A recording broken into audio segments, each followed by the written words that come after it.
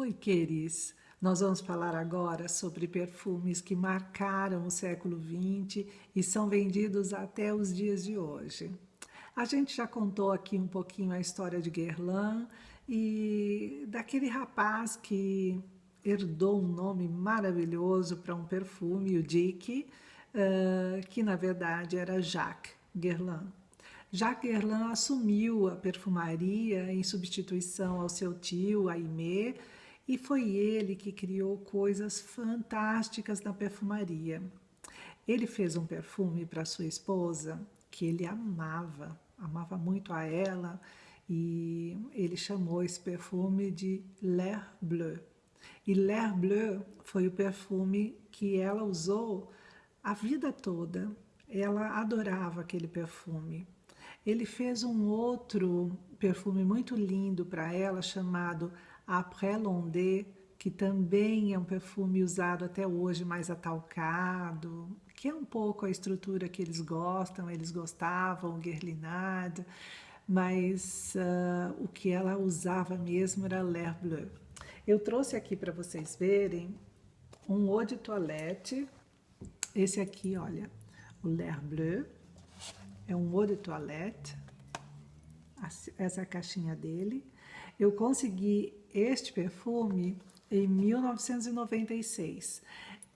Este não é o frasco original, este é um eau de toilette. Ele era feito em eau de parfum, eau de toilette e também em extrato. E ele se assemelhava a este frasco, que é o frasco do Le Petit Robe Noir, que parece essa estrutura de palacinho com um telhado, muito lindo. Todos os perfumes que eu vou citar hoje tinham basicamente essa estrutura. E L'Air Bleu era uma fragrância apaixonante, muito feminina. Acho que eu já falei para vocês que o seu tio, Aimé, tinha começado a trazer essas estruturas de perfume que não eram umas estruturas que se pareciam com flores, algo da natureza, mas ele trouxe pela primeira vez estruturas emocionantes de perfumes. E Jacques assumiu isso com tanta propriedade e teve uma sorte adicional. Jacques já veio numa época em que começavam a aparecer ingredientes químicos, sintéticos, que podiam dar mais robustez às fragrâncias. Já o seu tio, Aimé, tinha que contar apenas com ingredientes naturais e nem sempre tinha fragrâncias ou produzia fragrâncias com mais robustez, opulência, que durasse mais sobre a pele. O Jacques teve essa sorte e produzia fragrâncias fantásticas. Ele amava experimentar e toda vez que algum cientista aparecia para ele, olha, inventei uma molécula nova, descobrimos uma molécula nova, ele já sabia, já saía experimentando coisas diferenciadas, assim, e estava sempre atrás de novidades.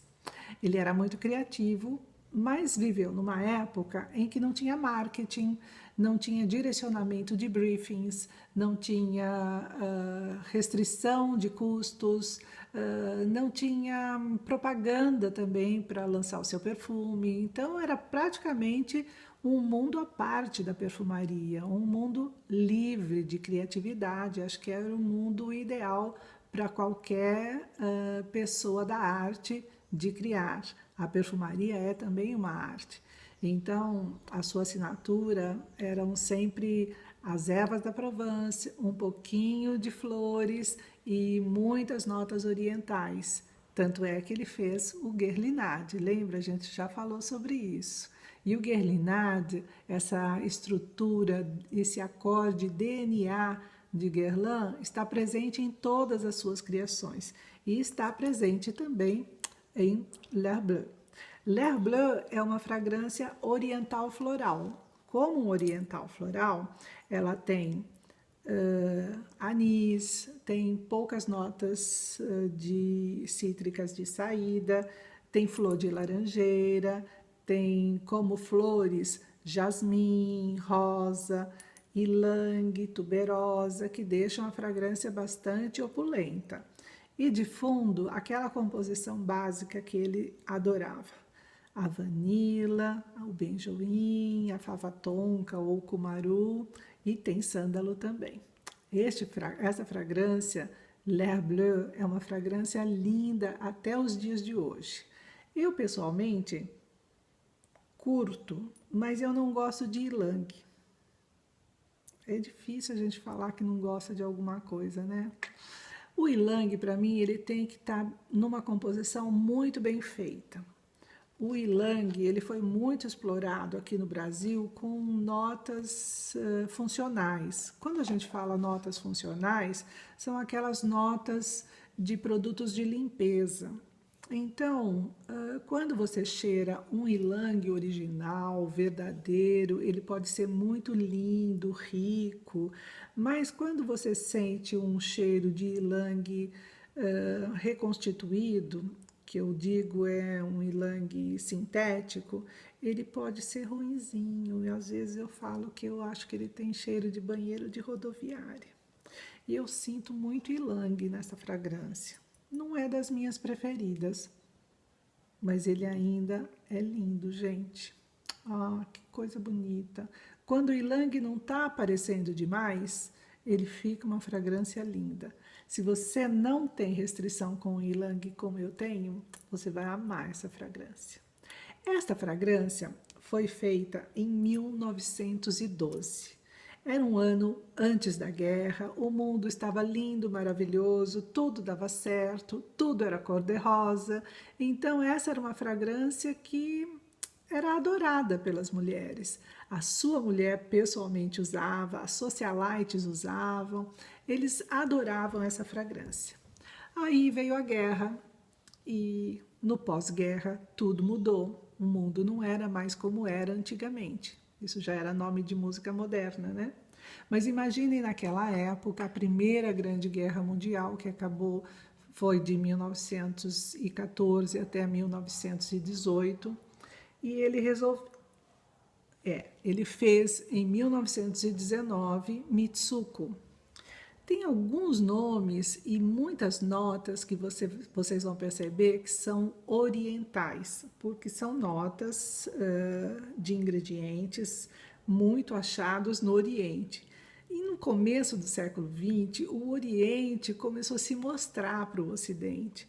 E por isso essas notas se tornaram muito modernas para a época, muito evidentes, e aí você vê a presença dos orientais fortemente na família Guerlain. E o Mitsuko é uma fragrância muito legal, é um chipre frutado.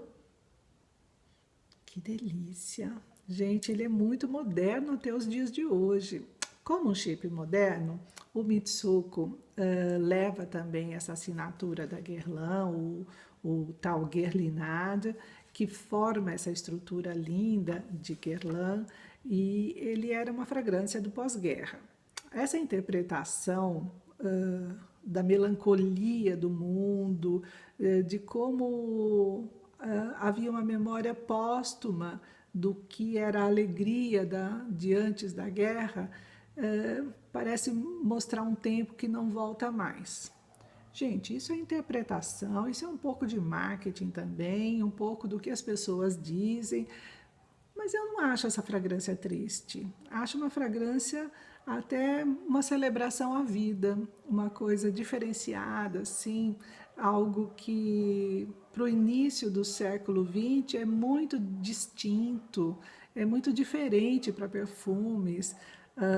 Ele era tão lindo e essa coisa de homem ou mulher usar perfume começou muito tempo depois. Naquela época, homens ou mulheres poderiam usar um perfume, o mesmo perfume. Tanto é que Mitsuko foi escolha de Charles Chaplin. Charles Chaplin usava essa fragrância Mitsuko. Então, acho que, como conhecimento, vale a pena vocês darem um pulinho, se forem para Paris, à loja da Guerlain. A loja da Guerlain fica lá na Champs-Élysées. É pertinho da Sephora. É uma loja para a gente conhecer, gente. É história viva até hoje. É uma loja muito elegante, e a gente não precisa ficar desconfortável para entrar numa loja elegante. Nós temos o que é mais importante: amor à perfumaria. Quando a gente ama um perfume, as pessoas sentem isso e têm prazer de falar com a gente sobre ele. Mitsuko é um perfume rico, maravilhoso, foi usado por homens, embora ele seja um oriental,